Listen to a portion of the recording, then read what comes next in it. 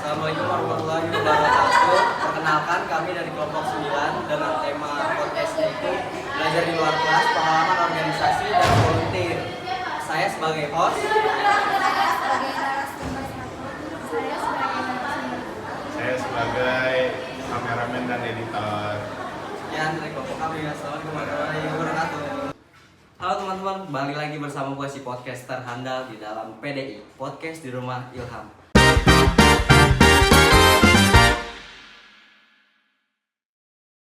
Hari ini kita kedatangan dua bintang tamu spesial. Yang pertama itu ada si Ilma dan juga ada Alia. Halo semua. Hari ini kita akan membahas sedikit tentang topik utama yang akan kita bahas tuh enjoy aja sih, kita akan ngobrol. Tapi intinya tuh kita akan membahas tentang pengalaman organisasi dan volunteer, itu aja sih.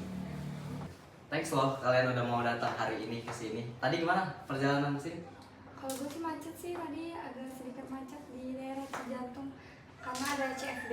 Waduh, CFD tuh biasa ganggu sih kalau pagi, apalagi buat orang-orang yang bangun siang pasti ganggu tuh kalau mau kemana-mana. Itu macet banget, jadi ada sedikit kendala. Kalau Ilma tadi gimana kesini? Kesini ada kendala tadi. Kenapa? Ibu-ibu kayak ngesen gitu, Waduh. tapi nggak belok-belok. Pas saya maju dia mau belok gitu. Oh, jadi dia ngesen aja, cuma nggak belok-belok. Iya, pas saya maju dia baru belok. Biasanya emang kalau ngesen terus biasanya terbang sih itu. Iya, benar banget. Emang nyebelin sih ibu-ibu yang di jalan kayak gitu. Iya. Sambil minum dulu. Mau apa ya, Mak? Mau minum apa? Air putih. Alia, ibu aja. mau? Mau air putih aja. Iya. Ini ada kopi loh. Siapa tahu ngantuk perjalanan ke sini jauh kan. Iya, jauh Minum banget. dulu. Hari ini tuh kita santai aja, kita cuma mau ngobrol aja. Gue cuma pengen nanya-nanya ke kalian tuh tentang pengalaman kalian tuh belajar di luar kelas. Karena kan kita tuh belajar nggak cuma di dalam kelas dong, benar kan? Iya. Belajar tuh kita ada di luar kelas juga, kayak salah satunya volunteer dan juga organisasi. Nah, berhubung pembahasan kita ke arah situ nih, pengen nanya pengalaman pertama kali kalian masuk organisasi tuh kayak gimana sih? Pengalaman pertama gue masuk Iya. organisasi itu waktu masih sekolah sih, waktu Hmm. SMP sama SMA. Waktu itu gue ikut organisasi OSIS Wah, kebetulan. keren banget OSIS. Terus gue itu sebenarnya nggak daftar waktu itu, nggak daftar jadi OSIS karena gue nggak tertarik gitu. Tapi ternyata ada satu ketua OSISnya gitu, kayak ngerekrut gue buat ikut OSIS. Oh, berarti gitu. kelihatan tuh bakatnya, dilihat sama orang. Jadi Iya. orang tertarik buat nyari ilmu. Keren Terus- gitu, Mak. Terus dari situ kayak gue ikut sih sampai gue lulus waktu itu 3 tahun. Wah, berarti dari kelas 7 tuh. Iya, dari kelas 7 sampai akhir banget gue Akhir baru banget. selesai. Kalau boleh tahu di bagian apa kalau OSISnya? Gue waktu itu langsung direkrut jadi bendahara sih, Bendahara. 3 tahun bendahara. Jago dong, berarti ngitung uang dan menagih. Iya, lumayan ya. Kalau menagih sih kayak menguras emosi banget gitu. Bener. Apalagi sebagai cowok nih, suka ditagih nih sama perempuan. Kalau di pengalaman pribadi juga, dulu tuh sering ngaret bayar uang kas, terus dikejar-kejar sama bendahara. Itu tuh nyebelin sih, cuma kayaknya bendahara lebih nyebelin ya. Iya sih. Lebih ngerasa kesel ya. Bener, Bendahara. kesel. Kayak kenapa nggak bayar gitu. Ke kantin jajan, tapi Iya. pas nggak bayar gitu. Kayak nyebelin banget. Kalau Alia gimana? Dari pengalaman organisasi gue kan gue ikut 2 organisasi ya, di kuliah sama di rumah. Kalau di kuliah itu gue ikut organisasi futsal namanya FCU, Futsal Cup Unila. Wes, cinta banget nih. Sama Iya, Unila. asli.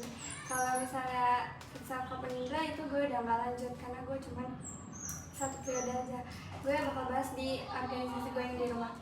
Gue itu join namanya Perisai. Perisai. Iya, Persaudaraan Remaja Islam Alika. Wes. Nah, itu di rumah. Nah, kalau misalnya pengalaman kenapa gue bisa ikut organisasi itu, awalnya itu dia tuh organisasi yang udah terbengkalai gitu loh, sama senior-senior yang udah beranak lah gitu. Gitu. Terus ngerekrut yang baru nih, yang Gen-Z yang baru gitu. Jadi kayak dilanjutin lah sama kita-kita kayak gitu. Sebenarnya ya gue paling suka sih kalau misalkan ikut organisasi kayak gini. Kebetulan jadilah tuh satu organisasi yang gue juga ikut di dalam situ gitu. Kebetulan gue di organisasi itu gue jadi ketua Wes, keren banget ketua. Emang sih, jadi sekalian Alia juga ngebangkitin ya, yang tadinya kan dibilangnya tadi tuh udah terbengkalai tuh karena senior-senior terdahulunya udah punya anak, udah punya kesibukan masing-masing. Jadi organisasi perisai tadi tuh udah dikembangin lagi lah sekarang ya. keren sih. Emang dari pengalaman pertama kalian tuh emang memorable sih, dari yang tadi si Ilma suka nagih-nagih dan ngerasa kesel karena orang yang ditagih itu susah, terus Alia bisa ngebangkitin organisasi yang dulunya dikelola sama senior-seniornya sekarang dibangkitin lagi dengan kemasan yang baru nih, Gen Z. Kan menarik tuh, Gen Z tuh lebih pintar lah buat mengemas sebuah organisasi. Keren kalian. Terus kalau penasaran juga sih gua, kenapa kalian nih bisa masuk organisasi? Hal apa sih yang ngedorong kalian bisa masuk organisasi ini? Boleh siapa dulu yang itu? Santai aja. Yang mendorong kalian buat masuk organisasi.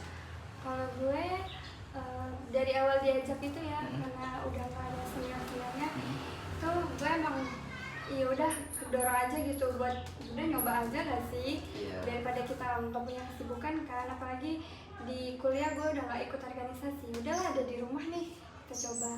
Jadi hal yang mendorong gue untuk mau gitu untuk join ya karena satu ya kita jadi punya kesibukan, terus jadi kita punya teman baru, relasi baru kayak gitu.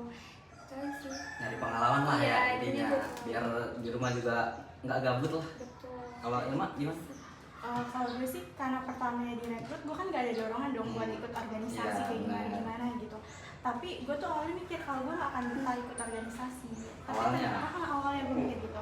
Tapi ternyata karena mungkin gue orangnya suka sama-sama gitu, apa ya? Kebersamaan gitu lah ya, kumpul-kumpul gitu, suka ya? Benar, suka banget gue.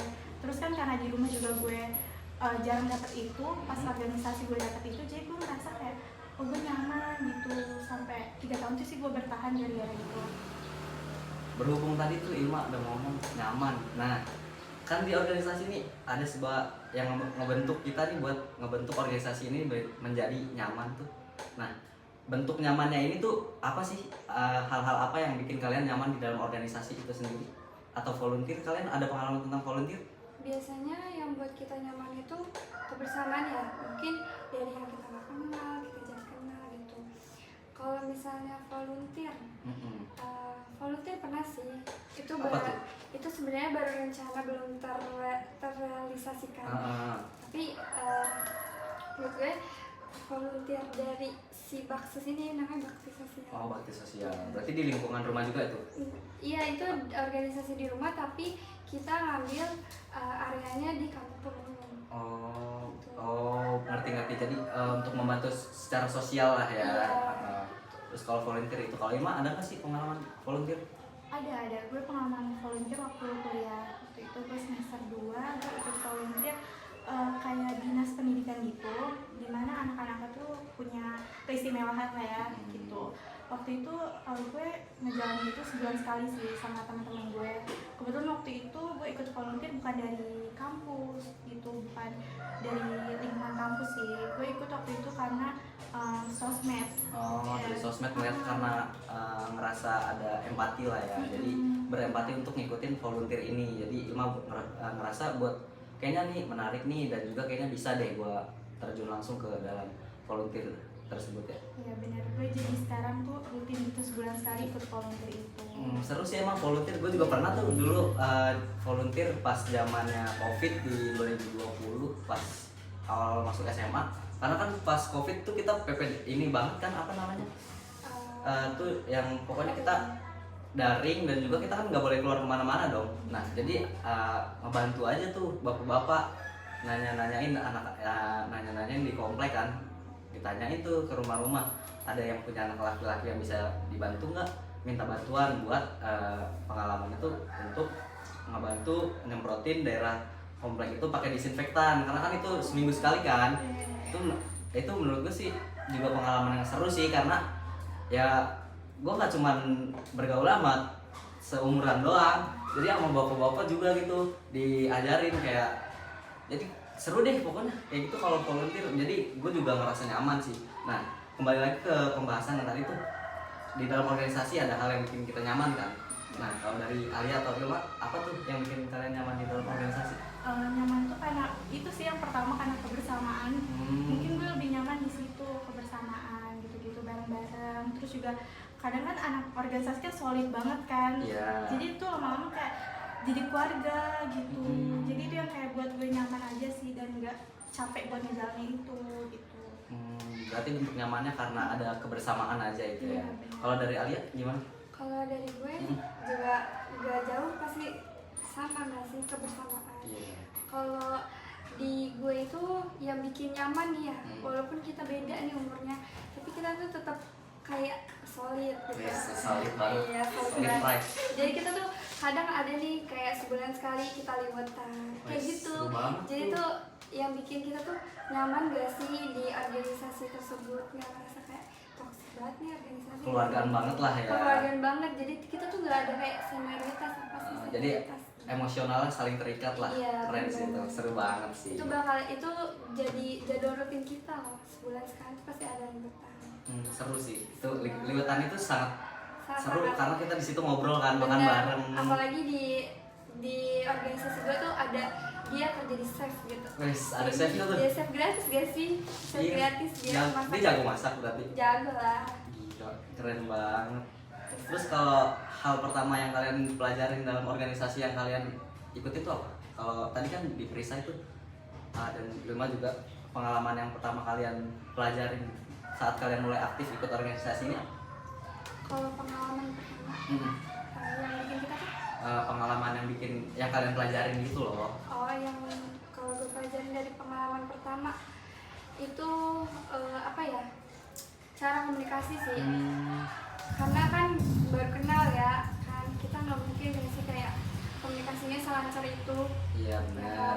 Apalagi komunikasi di organisasi sama di luar itu beda. Iya. Walaupun kita temenan nih. Di lingkungan baru gitu lah Iya, ya. walaupun kita ya udah temenan, udah kenal, tapi cara obrolan kita di organisasi itu beda. Pasti Itu beda. lebih tegas, lebih Lebih tertata profesional lah ya. gitu. Iya gitu sih. Yang pelajarin jadi tentang Iya, komunikasinya tentang lah ya. komunikasi yang baik itu gimana, cara profesional gitu loh di organisasi sama di luar.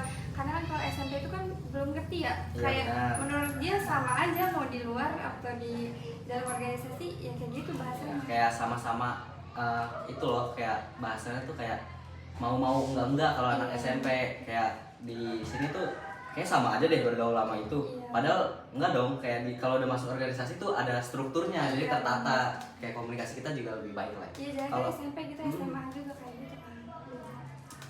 kalau Ilma gimana? Kalau gue sih nggak jauh beda ya sama Alia.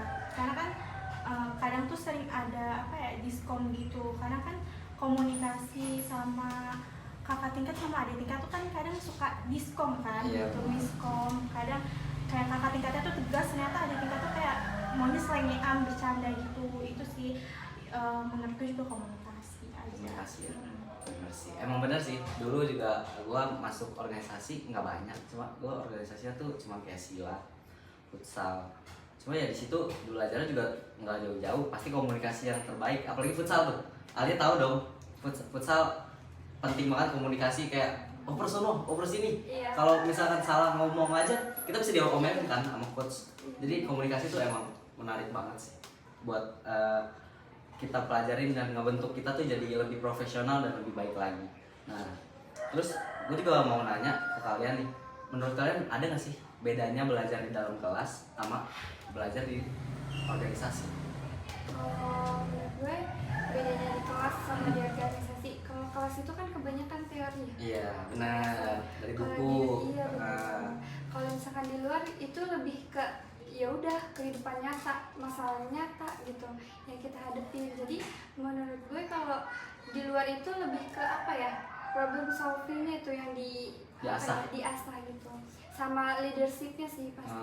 Iya. Ya benar. kan kalau di kelas itu kan udah kebanyakan teori, Benar, pelajaran gitu. apalagi biasa anak-anak di kelas tuh kan biasanya monoton tuh ngedengerin guru ngomong aja. Benar. Jadi secara leadershipnya tuh mereka nggak ada belajar dong. Jadi mereka tuh cuman kayak di itu doang, dikasih tahu sama guru, tapi mereka tuh nggak punya pengalaman tentang kepemimpinan. Nggak bisa tuh mereka kayak tiba-tiba nanti disuruh ngobrol depan kelas, ngomong kayak presentasi depan kelas. Biasanya kan anak SMP nggak mau tuh, kayak nggak bisa, kayak malu-malu mulu, nggak jelas gitu. Terus kalau dari Ilma sendiri ada nggak? Menurut gue sih Kalau misalnya di kelas tuh ya kayak gitu banyak pembelajaran aja sih. Nah kalau misalnya organisasi kalau volunteer gitu kan banyak kan di lapangan kan praktek gitu. Nah menurut gue itu tuh lebih seru gitu, lebih mudah dimengerti dan have fun juga sih menurut gue. Iya, karena kalau belajar di kelas tuh kadang nggak sama prakteknya lah ya. Kadang suka bosen juga nggak sih kayak cuma dengerin ceramah gitu-gitu aja. Iya, benar. Jadi kalau misalkan ada yang prakteknya kayak di volunteer kan, kayak volunteer yang turun di lapangan tuh seru banget. Organisasi juga kayak ada event-event tuh sangat seru banget tuh biasanya. Jadi itulah ya bedanya. Kalau di kelas tuh bedanya sama di luar di kelas dan organisasi tuh bedanya palingan kayak di kelas hanya monoton belajar dari guru, dari buku. Sedangkan kalau misalkan dari di organisasi kita bisa belajar banyak nih, karena kan kita orang-orang beda nih, kita kumpul jadi satu, terus jadi kita belajar hal-hal baru dong. Bener kan? Kalian juga ngerasain gitu gak sih? Ngerasain Terus juga pengalaman tertentu yang ada nggak sih kalian, pengalaman apa gitu yang bikin ngerubah pandangan kalian? Kayak misalkan gua nih dulu sebelum masuk organisasi, gua ngerasanya pengalaman gua tentang dunia nih masih kecil loh. Kayak pengetahuan gua tentang komunikasi tadi kayak masih minim loh, interaksi gua dengan orang-orang masih minim. Nah, ada nggak pengalaman tertentu yang buat kalian nih cara pandangnya berubah dari yang sebelumnya? Kayak mungkin kalian mikirnya kayaknya di organisasi kita bakal dapat ini, tapi kalau nggak ikut organisasi kita nggak bakal dapat. Jadi kayak sudut pandang kalian berubah gitu. Oh iya, gue ada. Ilma, boleh. Yang menarik nih Ilma, semangat Gini jawabnya. nih, kalau gue tuh yang bikin gue ngerubah pola pikir karena gue ngeliat momen tertentu waktu itu pas gue volunteer sih. Jadi kan gue ngeliat di situ kan ada anak-anak istimewa gitu kan. Kadang tuh gue ngerasa kayak gue kurang banget bersyukur, nggak Iya, bersyukur lah gini-gini gitu. Tapi semenjak gue ikut volunteer ini, gue ngeliat mereka gitu yang apa ya? Memiliki keistimewaan. Iya, gue jadi ngerasa kayak bersyukur gitu. Gue punya pikiran yang gue harus bersyukur gitu, karena mereka aja tuh juga yang punya istimewa tuh bisa bersyukur gitu. Kenapa gue nggak bisa bersyukur gitu? Iya, sih. benar sih. Iya sih, pasti itu merubah pandangan banget sih dari yang tadinya kita kayak ngerasa dunia nih bisa kita milikin semua, ternyata kita ngeliat hal yang kayak anak istimewa tadi, enggak loh, ternyata mereka aja ada yang lebih spesial dari kita. Mereka tuh udah kayak titipan Tuhan lah gitu. Itu pasti ngerubah pandangan sih. Kalau Alia gimana? Kalau dari gue kayak yang tadi gue bilang gue mau ngadain sesuatu yang belum terrealisasikan di organisasi ya, di kampung pemulung. Itu gue udah survei ke sana, terus gue lihat anak-anak di sana gitu kayak tinggal cuma di gubuk gitu, banyak kardus. Gimana sih selayaknya pemulung gitu kan, kayak banyak barang-barang bekas juga. Nah dari situ gue jadi punya pandangan gitu loh, gue bisa tinggal di rumah yang bagus gitu, atapnya gitu, terus yang lapisnya tembok gitu. Sedangkan mereka cuma tinggal di gubuk gitu, kerdus. Kayak itu merubah cara pandang gue sih buat merasa bersyukur apa yang kita punya gitu. Benar sih, itu pengalaman kalian tuh sangat menyentuh sih, karena yang tadi Ilma bilang kayak yang tadinya kurang bersyukur, terus kayak kita tuh ngerasa kadang kita kurang sempurna kan. Iya benar. Terus karena Ilma ngeliat anak-anak yang istimewa tadi, ternyata ada loh yang lebih maaf ya bahasanya, lebih kurang dari kita. Nah, dan hal itu tuh ngerubah kita tuh agar lebih bersyukur. Kayak Alia juga tuh, kayak kita tuh kadang suka ngeluh kan, kita udah punya rumah, kadang kita ngeliat teman kita yang rumahnya lebih bagus aja, kita tuh kayak pikiran, kapan ya gue punya rumah kayak gitu, kapan ya gue bisa tinggal di rumah yang kayak orang kaya, yang kayak di sinetron gitu biasanya kan kalau orang-orang mikir. Tapi ternyata setelah pengalaman tadi volunteer di kampung pemulung tadi, melihat secara langsung mereka tuh tinggalnya masih di dalam gubuk, yang kanan kirinya mungkin masih banyak tikus dan sampah, dan angin aja mereka tidur pasti masuk tuh. Pasti. Iya benar, jadi itu pasti ngerubah sih cara pandang dari yang tadinya kurang bersyukur, jadi kita bersyukur. Kalau gue pribadi, gue juga ada sih pengalaman di organisasi yang bikin gue berubah cara pandang gue. Dulu sebelum gue masuk silat tuh kan termasuk organisasi yang cukup ketat lah untuk senioritasnya cukup ketat. Jadi dulu tuh gue ngerasanya diri gue ini tuh apa aja bisa. Gue tuh kayak ada kesombongan di dalam diri gue ngerasa semua hal bisa gue lakuin. Ternyata pas gue lihat gue masuk organisasi silat ini, gue nggak bisa apa-apa. Karena mereka tuh lebih jago. Mereka tuh, gue dulu kayak mikiran kalau laki-laki tuh biasanya mikirnya gue jago berantem, gue pasti menang mulu, biasanya gitu kan. Kalau laki-laki, mungkin dari pengalaman ayah kalian pernah cerita gitu, kayak gitu kan. Kalau gue tuh dulu juga begitu, gue ngerasanya kayak gue emang suka berantem, kayaknya ini tempat gue deh, kayak ini wadah gue. Ternyata pas gue masuk situ enggak, malah gue pernah jadi pas silat tuh tanding, tandingnya tuh gue ditanding 1 lawan 1 tuh, 1 on 1 sama temen gue juga, gue lawan. Gue ngeliat itu dia kayak orangnya kayak lemes gitu loh, kayak orangnya biasa aja. Gue mandangnya bisa lah gue lawan dia, gue gitu. Pas gue lawan ternyata jago banget, gue kalah di situ. Kaki gue pulang-pulang bengkak. Itu merubah sudut pandang gue banget sih di organisasi itu. Karena kalau dari gue mikirnya nggak semua hal lu tuh jago, nggak semua hal lu tuh bisa. Masih ada pasti orang yang lebih lagi dari lu. Gitu sih kalau gue. Itu sangat berkesan lah menurut gue di organisasi dan merubah cara pandang gue. Nah terus kan tadi kita udah cerita tuh kayak organisasi seru segala macem. Kayak Ilma tadi juga ada tuh, tadi sempet masih nyambung nih ke Ilma yang awal. Tadi kan Ilma kendalanya jadi bendahara tuh di organisasi. Di OSIS itu kendalanya paling kayak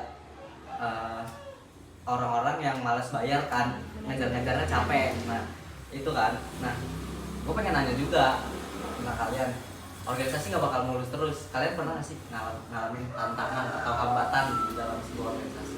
Pasti ada. Apa tuh kalau boleh tahu? Pasti ada gak sih kalau di organisasi itu tantangan, hambatan? Iya, Pasti benar. ada. Kalau dulu ya tantangan sama hambatan, iya itu sih, karena kan organisasi gue nggak cuma kuliah semua, Iya. SMP, Iya. SMA. Nah itu tantangannya itu pola pikir, Iya. pasti beda kan. Oh karena itu tadi ya, organisasinya terbuka dari semua kalangan lah ya. Iya, semua kalangan ada. Jadi kayak tantangan sama hambatannya itu dari pola pikir gitu. Ini jadi masalah internasional mungkin ya. Kayak waktu Gue sambil minum ya. Siap. Oke. Oke. Terus kalau waktu tuh apa ya? Di organisasi tuh bukan jadi masalah yang apa ya? Udah biasa gitu. Kayak ngaret tuh itu Ya, hambatan banget. Hambatannya berarti ke arah yang suka ngaret-ngaret sama pola pikir. Iya, karena kalau misalnya semakin kita ngaret, ya kan, semakin lama juga sih kita ngebahasnya. Iya, kalau padahal rapat yang seharusnya kelar jam 7 misalkan, jadinya karena orang-orang ngaret bisa selesai jam 9. Ganggu waktu sih emang. Iya, waktu sama pola pikir sih. Oh, itu hambatannya di waktu dan pola pikir yang berbeda karena keberagaman dari semua kalangan bisa masuk di organisasinya ya. Iya, pasti sih itu. Kalau Yoma sendiri ada nggak hambatannya? Tadi kan yang Alia bilang kan waktu masalah iya internasional kan. Benar sih, waktu Iya. itu masalah internasional, semua orang bisa. Iya, gue juga ngalamin tantangan itu sih. Waktu OSIS, karena waktu itu kan pas zaman sekolah kan pasti ada yang les gitu kan, kayak pulang tuh ada aja gitu. Nah sebenarnya kalau di organisasi gue ini waktu tuh lebih ke apa ya, lebih ke ini buat jadwal rapat aja sih, suka bentrok gitu. Oh, susah nentuin waktunya lah ya. Kadang kan kayak adik kelas pulang jam segini nih, ternyata kakak kelas nanti pulang jam segini. Nah apalagi kan kalau waktu zaman sekolah kan nggak boleh pulang malam-malam kan. Iya benar. Ya, itu sih yang susah buat ngatur waktunya. Terus tantangan juga harus apa ya, selalu suka ngertiin orang-orang aja sih. Karena kan kadang pola pikir kakak-kakak tingkat sama adik-adik tingkat kan beda kan. Kadang juga suka ada yang nama adik-adik yang kecil-kecil suka mut-mutan gitu kan. Nah, kadang kan kayak kakak kelas suka kayak anak kecil banget gitu. Kadang itu sih suka ya harus ngertiin mood orang aja gitu. Hambatannya itu lah ya. Jadi dari kalian cerita nih, hambatan yang gue tangkap sih tentang waktu sih, bener kan? Waktu, bener sih, pengalaman hambatan tuh pasti ada di waktu. Berhubung hambatannya tentang waktu nih, kan itu tadi dari pengalaman orang-orang di sekitar kalian, di organisasi kalian, kayak susah nentuin waktu. Kalau kalian sendiri tuh gimana sih cara ngatur waktu kalian untuk di organisasi atau pas saat kalian sekolah atau kuliah sekarang? Gimana cara ngatur waktunya? Kalau dari gue karena harus balance ya kuliah sama Ya benar, organisasi karena nggak boleh berat sebelah lah ya. benar. Jadi mungkin gue tiap minggu ya bikin kayak apa ya, jadwal harian gitu. Kayak kapan gue harus ngerjain tugas gitu, kapan kita lihat jadwal rutin rapat kita. Itu kayak harus dipertimbangkan gitu loh, harus dicatat banget biar kayak waktunya rapat kita nggak bentrok sama ngerjain tugas gitu. Jadi kita udah punya susunan sendiri nih buat nge-manage waktu dengan baik biar kuliah kita balance sama organisasi kita. Itu sih palingnya. Kalau Ilma sendiri gimana cara ngatur waktu? Kalau dulu sih, kalau pas sekolah sih gue ngatur waktunya kan, gue kebetulan pulang sekolah tuh gue langsung les kan, Iya. les matematika gitu. Wah pusing tuh, Iya. tambah les juga. Banget. Jadi gue tuh ngaturnya kadang kalau emang gue udah pusing banget nih sama itu, gue milih buat apa ya, kayak minta libur dulu gitu untuk nggak ikut rapat itu. Iya. Pasti capek lah ya. Tapi kalau hari-hari biasa kan les kan nggak tiap hari kan, jadi Iya. gue ngaturnya tuh kalau misalnya gue nggak les ya gue bisa ikut rapat, tapi kalau misalnya les gue nggak bisa gitu. Nah kalau pas volunteer ini, karena kan kuliah kan banyak banget kan tugasnya Iya, sekarang, benar. jadi kayak gue mikir tuh gue selalu ambil volunteer di akhir bulan. Karena Akhir gue bulan? dan weekend gue mikir kayak tugas-tugas gue kan udah pasti selesai kan, jadi gue ya udah kita cari aman aja di tengah di akhir bulan itu aja. Gitu ngaturnya. Keren sih kalian bisa ngatur waktunya. Biasanya kalau misalnya kita udah mepet banget nih sama tugas kita yang udah numpuk banget, Iya. jangan takut sih buat bilang enggak gue nggak rapat dulu hari ini. Iya Karena sih. komunikasi aja sih. Iya sih benar. Kan kita Daripada udah kita berorganisasi ya. harus memaksakan untuk ikut jadi nggak balance lagi. Iya, nanti tugasnya jadi nggak kelar. Iya. Atau kita punya acara apa jadi nggak kekejar tuh acaranya. Ya benar sih, kalian emang keren sih cara ngatur waktunya. Tadi yang si Alia bikin jadwal terstruktur tentang yang hari ini rapat, minggu ini buat belajar dan kuliah. Kalau tadi si Ilma keren juga tadi bisa ngikut volunteer di masa-masa tugas kuliah nih, tapi nentuinnya di akhir bulan. Keren sih, masih aktif nyari di sosmed ya kalau nggak salah. Iya, di sosmed, Kalau di volunteer Instagram itu, waktu oh di Instagram. Kalau begitu volunteer itu biasanya ada batasannya nggak sih, atau emang beneran semaunya orang aja gitu ikut volunteer itu? Kalau gue sih waktu itu karena kan kita bertim kan volunteernya, jadi kita tuh nentuin nih kita mau sampai kapan dan kapan aja gitu. Jadi kalau misalnya dari dinas sosialnya itu tuh nggak keberatan sama sekali, mau kita kayak sering-sering sih juga malah mereka seneng gitu, jadi rame gitu. Nggak ada sih, kalau gue nggak ada batasan, cuma emang kita komunikasi aja kapan waktu yang kita berhenti dan kapan kita kembali. Oh, keren. Jadi nggak tabrakan lah waktunya lah ya. Iya, benar. Terus juga kan sekarang tuh banyak kan tugas, pasti kalian kan masih kuliah nih, tugas banyak. Kalian pernah nggak sih selama organisasi ini, atau kalian masih ikut organisasi, atau dulu Ilma mungkin kan organisasinya udah lama tuh yang OSIS, kalian pernah ngerasa burnout nggak sih pas ikut organisasi, atau selama pokoknya selama kalian organisasi ini kalian pernah nggak sih ngerasain burnout, dan bagaimana cara kalian bangkit untuk ngilangin burnout itu? Kalau gue pernah, waktu itu satu sisi gue ada rapat bakti sosial itu, itu kayak bener-bener burn out banget ya, kayak tugas numpuk, terus waktu itu gue sempat kerja juga kan. Jadi kayak 3 kegiatan dalam satu waktu tuh bikin stres ya? stres banget, kayak kita harus ngejar deadline juga, kayak harus ikut nih bakti sosial gitu, karena kita juga dibutuhin kan di situ. Terus harus abis kerja juga, kerja pulang malam. Kadang kan organisasi gue itu kan nggak deket rumah, jadi mau rapat sampai jam 10, jam 11 pun tuh kayak it's okay gitu. Jadi kayak gue balik kerja nih jam setengah 10, gue masih jauh juga di rapat. Itu bikin berat banget sih. Kalau misalnya buat bangkit ya, Cara kalian ngatasin gitu? kalau dari gue ya itu kan udah jadi tanggung jawab kita. Kalau kita tunda-tunda, kita nggak tanggung jawab atas tanggung jawab kita tersebut gitu. Jadi makin numpuk lah ya. Iya, kalau jadi intinya kita sadar aja sama tanggung jawab kita. Nah, apalagi udah dewasa lah ya. Kalau Irma sendiri? Kalau gue tuh waktu itu karena kan setiap akhir semester tuh pasti kan ada ulangan UAS kan. Iya. Nah itu tuh banyak banget tugas kan. Benar. Bener sampai nggak sempat buat main gitu. Nah kebetulan waktu itu bentrok sama acara di dinas sosial itu, ada acara. Terus itu sih gue mikir kayak gue stres banget nih, gimana gue nyelesain semua ini gitu. Dan buat gue nyelesain semua itu pertama sih gue cerita sih sama tim volunteer gue kalau gue kayak gini. Terus akhirnya mereka kasih saran kalau gue lebih utamain dulu kuliah gue sih gitu. Jadi mereka yang bantu handle gue nih buat nyelesain event yang ada di bakti sosial itu. Oke. Kalian kalau mau minum silakan minum aja dulu. Kalau haus ada kopi juga nih kalau ngantuk. Biar seger ya. Iya benar. Karena kan capek juga tadi tuh dari mulai jalan ke sini terus kita ngobrol-ngobrol, nggak kerasa loh waktu kita buat ngobrol. Bener-bener panjang dan seru. Bahkan ini tuh belum sampai di akhir, belum sampai pembahasan terakhir karena kita tuh saking serunya ngobrol gitu loh. Kalian santai aja minum dulu. Iya.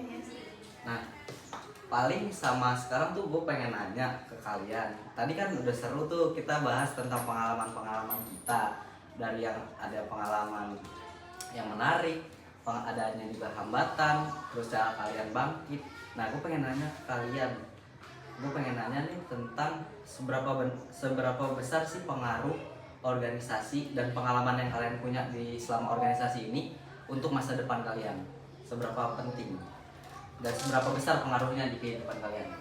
Kalau seberapa penting menurut gue ya, organisasi itu penting buat masa depan. Iya. Karena kita bakalan ketemu sama kehidupan yang nyata. Benar.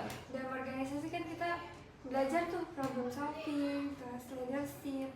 Ya, kita kan bakal masuk di dunia kerja dan sebagainya kan. Dan menurut gue dari organisasi ini itu kita banyak dapat pelajaran sih. Kita bisa manage waktu dengan baik gitu kan, bisa juga itu kepake gak sih buat kita di masa depan Iya, gitu, benar. di jenjang karir gitu. Apalagi yang tadi problem solving itu pasti kepake Iya, banget itu sih. kepake banget karena kita lebih keseringan ngadepin masalah-masalah yang Iya. nyata ya sih. Dan kita juga perlu cara untuk mengatasi masalah tersebut lah ya. Dan dari organisasi kita itu dapet. Nah, terus Jadi menurut gue dari organisasi itu penting banget sih buat masa depan kita. Menurut Alia ini pengaruhnya tuh seberapa besar? Pengaruhnya besar Besar banget. banget. Ah. Karena ya itu gak sih kita dapat apa ya, pelajaran-pelajaran yang banyak yang bisa kita pakai gitu buat di masa depan. Jadi pengaruhnya besar menurut gue. Kalau dari Ilma? Kalau gue sih pengaruh buat masa depan sebenarnya realistis sih. Karena kan volunteer gitu-gitu kan pasti nanti taruh di CV kerja kita Iya, kan. benar. Nah Masuk itu tuh masuk kayak CV. lebih mudahin kita sebagai kayak batu loncatan aja sih buat buat HRD itu lebih percaya sama kita gitu sih menurut gue. Iya, jadi kalau dari Ilma pengaruhnya tuh untuk masa depan besar karena bisa dicantumin ke CV ya. Bener sih. Banyak pengalaman. Iya benar gitu. sih. Pernah jadi ini. Kan HRD juga tertarik. Wah keren nih udah jurusannya BK. Ilma BK kan? Iya BK. Ada jurusannya BK. Wah pengalamannya banyak juga. Kayak tadi pengalaman salah satunya volunteer mengatasi anak-anak istimewa kan ini udah sangat jarang kan di zaman sekarang tuh anak-anak yang mau untuk turun langsung mengatasi anak-anak spesial ini. Keren sih Ilma. Berarti pengaruhnya tuh udah nggak cuma sekarang ya, udah dipikirin sampai buat masa depan. Bener. Terus juga kalian nih ada nggak sih pengalaman yang membantu kalian dalam mempersiapkan karir kalian? Pengalaman di organisasi nih yang bikin kalian tuh ngerasa wah kayak pengalaman ini nih bisa nih sebagai jenjang nantinya untuk gue nyiapin karir kayak gitu. Kalau dari gue apa ya, buat di jenjang karir ya, dari organisasi itu kan kita kan gak cuma jadi ketua, gak cuma jadi bendahara gitu kan. Kita pasti bakalan muter gitu ya, Iya, jadi ada silih posisinya berganti ya. gitu. Iya, kayak misalnya nih gue pernah jadi sekretaris, Mm-mm. itu menurut gue bakal kepake banget sih di jenjang karir ya, karena kayak dari kita bisa bikin surat-surat, Iya sih, mengoperasikan penting. Microsoft Word, Excel dan sebagainya, itu kan bakal kepake banget kan di Banget. kita nanti di dunia kerja. Iya, apalagi sekarang kan kita era digital kan, apa-apa juga dari laptop, dari HP. Iya, jadi penting, maksudnya berguna banget gitu dari pengalaman-pengalaman kita jadi sekretaris, bendahara. Sekretaris sih yang paling kepake banget menurut gue, karena dia kan selalu bertemu laptop, surat dan sebagainya. Jadi kepake banget. Pakai banget ya. Kalau Ilma sendiri? Kalau gue dari pengalaman gue kayaknya yaitu yang kepake sih bendahara. Karena kan sekarang perusahaan sekarang kan kebanyakan pakai finance juga kan. Iya, Paling benar. utama kan Finance tuh, finance. iya. Finance mungkin kayak dari awalnya dulu yang kecil-kecil dulu gitu, Iya, yang dari benar. di kelas terus organisasi gitu-gitu. Menurut gue sih itu bisa buat jadi batu lancaran juga. Buat catatan buat Mm-mm. mempersiapkan karir kalian lah ya. Gue juga ada sih, kalau gue juga ikutin cerita ya. Boleh Karena gue dong. dulu punya pengalaman tuh, gue jadi ketua kelas. Jadi menurut gue itu juga kan, walaupun nggak organisasi, gue termasuk bisa dibilang volunteer. Karena gue mengajukan diri gue untuk menjadi ketua kelas. Bisa juga disebut volunteer, relawan atau apapun itu. Sukarela ya. Sukarela kan. Ya udah, karena ngerasanya kayaknya kayaknya gue udah cocok juga nih buat jadi ketua kelas. Kayak gue udah siap nih, bisa nih jadi ketua kelas. Makanya gue memberanikan diri jadi ketua kelas. Jadi pengalaman gue yang ngebantu untuk mempersiapkan karirnya ini tuh leadership. Karena tuh gue belajar sih pas jadi ketua kelas, pusingnya ngatur anak-anak di kelas tuh kayak gimana. Jadi tuh itu sebagai gambaran gue nanti ke depannya buat di masa depan gue. Jadi oh, jadi pemimpin yang baik tuh gini loh. Kayak dulu ternyata ada temen gue yang suka ngedumel, katanya gue kalau ngomong terlalu keras katanya. Ya walaupun kadang gue juga nggak sadar, karena kan manusia dong, suka nggak sadar kalau ngomongnya terlalu keras. Ya udah, nah jadi tuh gue belajar kayak pengalaman di pengalaman volunteer ini tuh gue belajarnya tentang leadershipnya itu kayak bisa loh, kita nggak cuman pendapat pribadi, kita nggak dengerin kayak yang tadi itu. Gue kan abis itu gue berubah tuh, gue ngomongnya jadi lebih sopan lah, nggak terlalu keras, karena udah ada insight yang masuk dari teman-teman gue kalau jangan kayak gitu, jangan jadi pemimpin yang kayak Kim Jong Un malah katanya. Kan kocak banget, maksudnya disamain nama Kim Jong Un. Emang gue tentara Korea yang ada, kalau misalkan gue jadi tentara Korea gue bom semua itu kelas. Terakhir sih gue pengen nanya pengalaman lucu deh kalian di organisasi, pengalaman yang nyangkut di memori kalian dan itu lucu. Apa pengalamannya? Ada nggak? Pengalaman lucu Iya, apa kayak itu yang kocak gitu? apa ya? Ada nggak? Oh, dari gue ya. Iya. Pengalaman gue lucu itu pas gue survei Survei. ke kampung pemulung.